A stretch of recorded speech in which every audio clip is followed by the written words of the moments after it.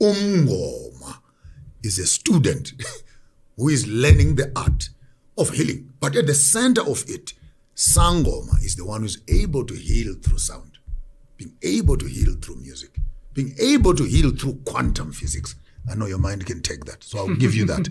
So even what we're doing right now, Umngoma lok siyapula, because through the vibration of our voices and sounds, we're able to send healing to other people.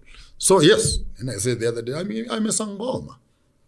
In a truest sense that I own a drum. Yes. But also I'm able to create music and heal others through my sound. But unfortunately from the colonial educational system, as usual, the Witchcraft Act would use derogative words to Africans. That even now when you talk about Isangoma, the Christian cringes under their skin. Ooh. Yeah. Because all we are thinking about Isangoma are bones and sprinkling of things.